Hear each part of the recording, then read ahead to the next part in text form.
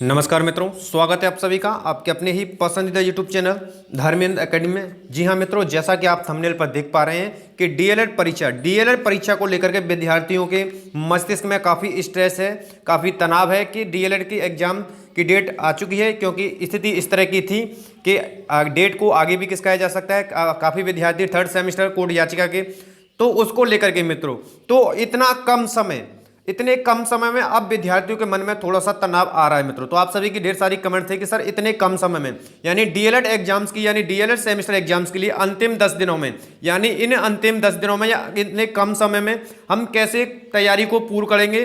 तो आपको इन विशेष बातों का, जी हाँ मित्रों, मैं आपको पूर्ण आपका अनुभव दे रहा हूँ, आपका इतने वर्षों का यानी शिक्षण अनुभव आपको बता रहा हूं, आपके साथ शेयर कर रहा हूं, जिसके माध्यम से यदि आपने इन बातों का, विशेष बातों का ध्यान रखा मित्रों, तो 100% श्योर है मित्रों कि आपका जो एकेडमिक स्कोर है वो 95 प्लस आपका मोर देन ही आएगा। 95 प्लस मोर देन ही आएगा मित्रों, इतना पूर्ण विश्वास रखें मित्रों। तो यदि आप हमारे चैनल पर न्यू विजिटर हैं तो चैनल को सब्सक्राइब कर लीजिए, और चैनल को सब्सक्राइब करने के पश्चात में जो पास में बेल आइकन है उसको भी प्रेस कर लीजिए, ताकि समय से लेटेस्ट वीडियो का नोटिफिकेशन आपको मिलता रहेगा मित्रों। और हमारा सेकंड चैनल मैथ्स रीजनिंग गुरु, आप या आपके छोटे बड़े भाई बंधु, आप किसी भी कंपटीशन की तैयारी कर रहे हो तो उसके लिए मैथ्स और रीजनिंग के लिए मैथ्स रीजनिंग गुरु हमारा द्वितीय चैनल यानी सेकंड चैनल आरंभ हो चुका है, जिस पर मैथ्स और रीजनिंग के लिए बेहतर वीडियो आपको प्रोवाइड की जा रही है मित्रों। तो आप इसको भी जाकर के वीडियो के डिस्क्रिप्शन बॉक्स में इसका लिंक है, उसको भी सब्सक्राइब कीजिए, उसको भी ज़्यादा से ज़्यादा संख्या में शेयर करेंगे अपने सभी मित्र बंधुओं के साथ जो भी विभिन्न कंपटीशन की तैयारी कर रहे हैं मित्रों। तो अभी तक आपने इसको सब्सक्राइब नहीं किया है मैथ्स रीजनिंग गुरु को, तो वीडियो के डिस्क्रिप्शन बॉक्स में जाइए, यहाँ पर इसका लिंक है, उस लिंक पर जाइए, चैनल को सब्सक्राइब कीजिए और वीडियो को ज़्यादा से ज़्यादा यानी चैनल को शेयर कीजिए मित्रों अपने सभी मित्र बंधुओं के साथ।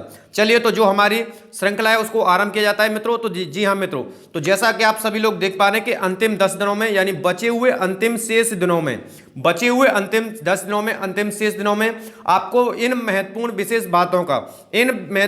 बातों का ध्यान रखना होगा, जिसके माध्यम से आप अपना स्कोर 95 प्लस एकेडमिक स्कोर प्राप्त कर सकते हैं। संपूर्ण अनुभव आपके साथ शेयर कर रहा हूं, साझा कर रहा हूं मित्रों। तो आपको सबसे पहले क्या इन बातों का ध्यान रखना होगा। तो सबसे पहले हमारा मुख्य पॉइंट है सर्वप्रथम हमारा मुख्य बिंदु आपको ध्यान में रखना है कि क्या करें और क्या ना करें, ठीक है। क्योंकि ये दो चीजें यदि आपने जान ली तो आपका जो तनाव है, मन का, मस्तिष्क का जो तनाव इस समय बना हुआ है, क्योंकि एग्जाम्स आपके समीप है, डेट आपके, और काफी कम समय बचा हुआ है, ठीक है।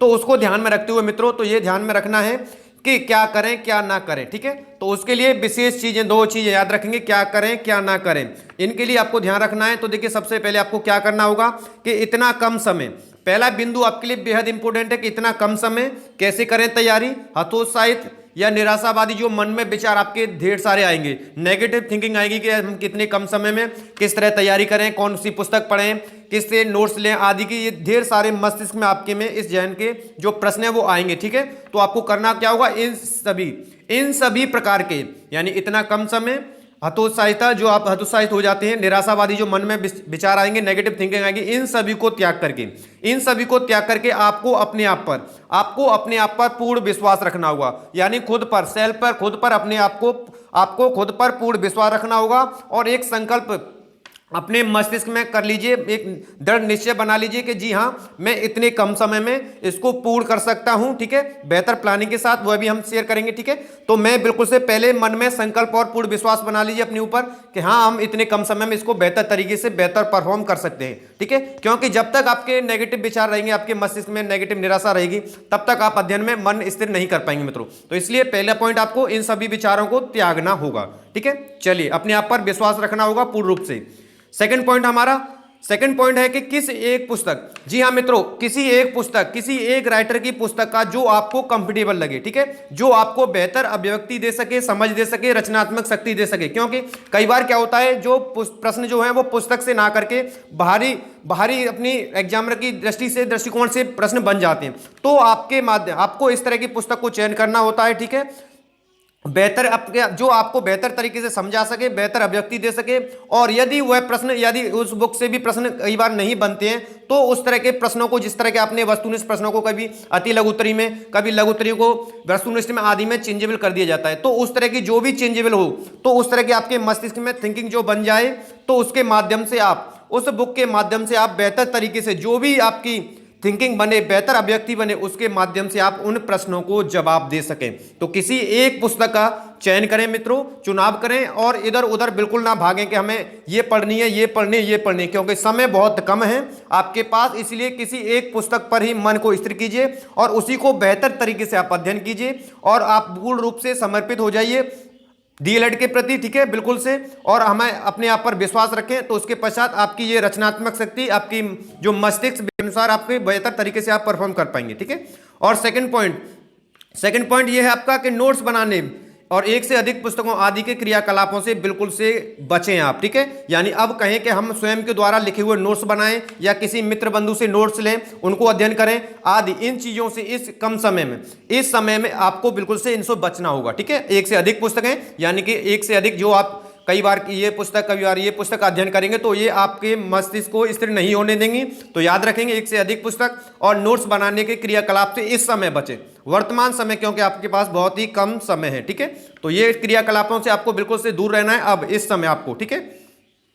और नेक्स्ट पॉइंट है हमारा, इस शेष अंतिम समय में, यानी जो बचे हुए आपके पास दिन हैं, इस शेष अंतिम समय में प्रत्येक सब्जेक्ट को अपने स्तर अनुकूल, यानी अपने मस्तिष्क के स्तर के अनुकूल आपको संपूर्ण समय एक बेहतर प्लानिंग के साथ आप अपने विवेकानुसार आप किस सब्जेक्ट में कमजोरी है आपकी, क्या कौन सी सब्जेक्ट बेहतर है, तो उसको दोनों को मैनेज करते हुए उन सभी को इस तरह की आपको प्लानिंग करनी होगी। ये स्वयं करोगे, ठीक है। आपकी प्लानिंग आपके लिए बेहतर सिद्ध होती है, क्योंकि आपसे अधिक आपको कोई नहीं जानता, ना एक शिक्षक ना ही कोई अन्य, ठीक है। तो आपको अपने अनुसार आपकी कौन सी सब्जेक्ट कमजोर है, कौन सी बेहतर है, उसको ध्यान में रखते हुए आपको संपूर्ण अपने स्तर अनुकूल बेहतर प्लानिंग करनी होगी और प्रत्येक सब्जेक्ट को एक निश्चित समय देना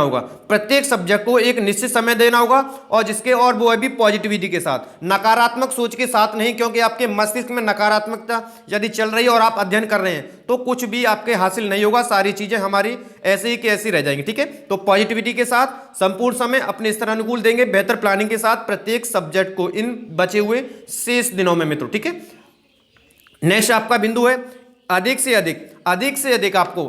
अधिक प्रीवियस ईयर के पेपर्स, क्योंकि प्रीवियस के ईयर के पेपर जो क्वेश्चन हैं, पेपर्स आने के जो इस तरह के एग्जाम में प्रश्न आ सकते हैं, उसको समझने में और आपकी सोच थिंकिंग डेवलप करने में।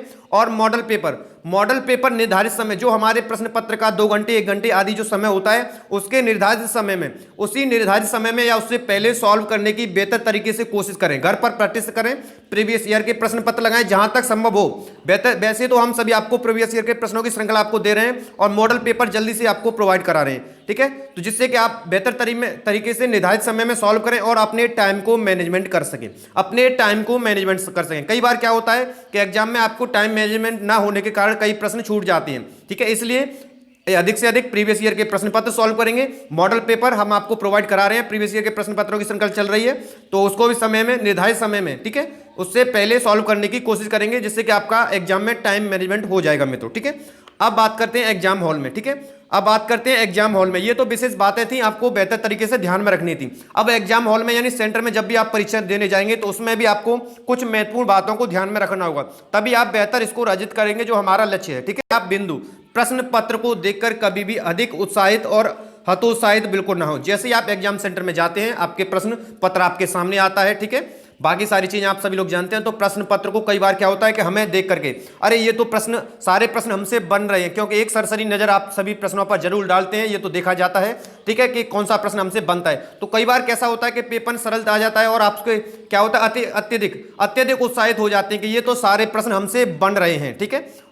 और कई बार ऐसा होता है कि जो प्रश्न पत्र को देखने के पश्चात, सर से ऊपर जाने के पश्चात ऐसा होता है कि बिल्कुल से निराशा आ जाती है मन में, अरे हमसे तो एक भी प्रश्न नहीं आ रहा है, ठीक है। तो ये दोनों चीजें ध्यान रखनी है कि अत्यधिक उत्साहित नहीं होना है आपको, क्योंकि अत्यधिक उत्साहित में आप क्या करते हो कि उन प्रश्नों के आंसर आप अत्यधिक उत्साहिता के कारण भूल जाएंगे, ठीक है, अत्यधिक उत्साहिता के कारण भूल जाते हैं और आप सही तरीके से जवाब नहीं दे पाते, ठीक है। क्योंकि फर्स्ट इंप्रेशन आपको एग्जामिनर के पास जो आपके पहले आंसर में होना चाहिए, पहले कुछ प्रश्नों में होना चाहिए, उत्तरों में होना चाहिए, वह आपको बेहतर तरीके से देना होता है। उसी प्रकार जब आपके सामने कोई भी प्रश्न आपको बनता नहीं दिखना है तो आप हतोत्साहित हो जाते हैं। तो ये दोनों चीजों से बचना है आपको, ठीक है, बिल्कुल हतोत्साहित नहीं होना है, अपने आप पर पूर्ण विश्वास रखना है कि हाँ हमसे ये प्रश्न बनेंगे। जैसे ही आपका माइंड सेट हो जाएगा धीरे धीरे, तो सारे प्रश्न आपको एक से अधिक 2 बार अधिक पढ़ेंगे तो आपके सारे माइंड सेट हो जाएंगे और आपको प्रश्न बिल्कुल से क्लियर बनेंगे।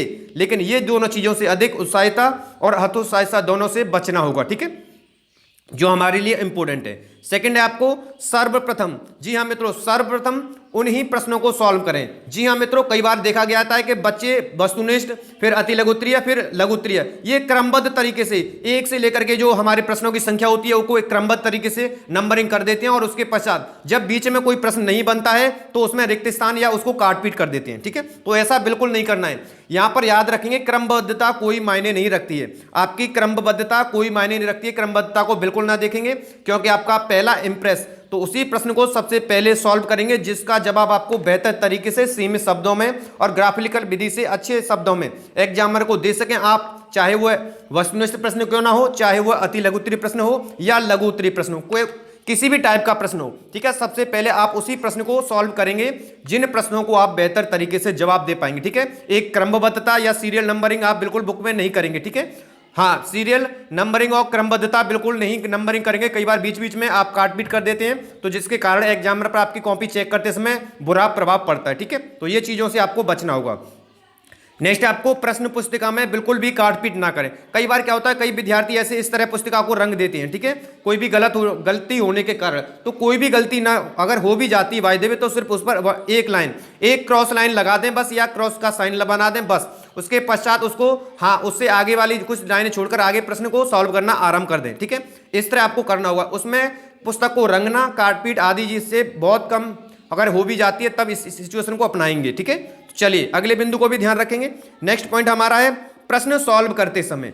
प्रश्न सॉल्व करते समय सीमित शब्दों का, कई बार विद्यार्थी क्या होते हैं एक से अधिक, यानी प्रश्न है और प्रश्न एक अंक का है और उसका अधिक पेज में पूरा आंसर देकर आते हैं, ठीक है। तो अंकों का भी ध्यान रखें और प्रश्न का भी ध्यान रखें। सीमित शब्दों में, उचित शब्दों में तथा ग्राफिकल विधि से सॉल्व करेंगे, ठीक है। यानी ग्राफिकल विधि के माध्यम से आप सॉल्व करेंगे तो सीमित शब्दों में एग्जामिनर भी उसको अच्छी तरीके से समझ पाएगा, उसका दृष्टिकोण नजरिया भी बेहतर होगा, जिससे कारण आपको बेहतर प्रथम दृष्टि में, एग्जामिनर की प्रथम दृष्टि में ही वह प्रभावित हो जाएगा। और जैसा आपके पहले प्रश्न है, यदि आपने पहले प्रश्नों को, कुछ प्रश्नों को अगर बेहतर तरीके से सॉल्व किया है और अंत में यदि आपने उसमें कुछ भी यानी थोड़ा बहुत गलत भी लिख दिया है, तब भी एग्जामिनर आपको पूर्ण रूप से अंक अर्जित देगा। लेकिन इसी के ठीक विपरीत आपने पहले कुछ प्रश्नों में कुछ गलती कर दिया, बार बार काटपीट कर दिया, उसको प्रभावित नहीं कर पाए, तो भी आपको ध्यान रखना हो। तो आगे भी यदि आगे से आगे आप बेहतर परफॉर्म के एग्जाम प्रश्न उत्तर को देते हैं तो वह उसी में एवरेज मार्किंग में दे देता है, ठीक है। तो ये दोनों चीजों को ध्यान रखना होगा। तो इस तरह का सॉल्व करेंगे, सीमित शब्दों में करेंगे और प्रश्न के अंकों को वो देख करके भी, समय को देख करके भी, ठीक है, जिससे कि ताकि एग्जामिनर आपके प्रथम दृष्टि में ही आपसे प्रभावित हो और आपको पूर्ण अंक दे। मित्रों पॉइंट है कि उत्तर लिखते समय बिल्कुल से, जब भी आप प्रश्न के उत्तर लिखें तो प्रश्न के उत्तर लिखते समय किताबी भाषा, जो भी हमारी किताबी भाषा है उसका प्रयोग बहुत कम करेंगे, ना के बराबर। और जो अपनी अभिव्यक्ति है, जो आपके मस्तिष्क, आपके विवेक और आपके विचारों की जो अभिव्यक्ति है, उसको उत्तर में शामिल अवश्य करें मित्रों, ताकि एग्जामिनर समझ सके कि हाँ विद्यार्थी के अंदर कुछ न कुछ अभिव्यक्ति है, हाँ, जिसके कारण आपको पूर्ण अंक दे। यदि आप किताबी भाषा में ही पूर्ण रूप से आंसर देंगे तो आपको एवरेज मार्किंग दिए जा सकते हैं। इसलिए अपनी अभिव्यक्ति और अपने विचारों को भी उत्तर में उसमें बिल्कुल से उचित शब्दों में, सीमित शब्दों के साथ शामिल करें मित्रों। ये हमारे सारे ही बिंदु थे मित्रों, जिसके माध्यम से आप 100% आप 95 plus more than academic score प्राप्त कर सकते हैं। इन बेहतर बिंदुओं को ध्यान में रख करके आप अपने एग्जाम में और अपनी तैयारी करेंगे मित्रों। कोई भी मानसिक तनाव या मानसिक स्ट्रेस बिल्कुल ना लेंगे मित्रों, यही हम आपसे अनुरोध और उम्मीद करते हैं मित्रों। और अंत में आपकी बेहतर तैयारी, और अंत में एक बार पुनः आपकी बेहतर तैयारी और आपका जो 95% स्कोर की मंगल कामना करते हुए, शुभ आशीर्वाद देते हुए मित्रों, आप सभी को अपने एग्जाम्स की तैयारी के लिए, आप सभी को तहे दिल से आपकी तैयारी बेहतर हो और आपका स्कोर और बेहतर हो। जिस तरह ये बिंदुओं को यदि आपने फॉलो करते हैं तो हमें पूर्ण रूप से विश्वास है और आपका 100% 95 प्लस स्कोर ही आएगा मित्रों। इतना आप पूर्ण विश्वास रखें मित्रों। तो यदि वीडियो पसंद आए तो मोर देन लाइक और शेयर करेंगे। यदि अभी तक आपने चैनल को सब्सक्राइब नहीं किया तो चैनल को भी सब्सक्राइब कर दीजिए और इस वीडियो को ज्यादा से ज्यादा संख्या में, सभी विद्यार्थियों के पास इस वीडियो को ज्यादा से ज्यादा संख्या में शेयर कर दीजिए, ताकि जो मित्र बंधु हमारे जो मानसिक तनाव और स्ट्रेस इसने कम समय में किस तरह तैयारी करें आदि परेशानियों से जूझ रहे हैं तो उनके पास यह वीडियो पहुंच सके मित्रों। तो उम्मीद करता हूं आप सभी को यह वीडियो और यह हमारे द्वारा हमारा शिक्षण अनुभव जो आपको बेहतर पसंद आया होगा मित्रों। तो वीडियो को लाइक और शेयर करिए मित्रों। मिलते हैं नेक्स्ट वीडियो में, तब तक के लिए नमस्कार मित्रों, धन्यवाद।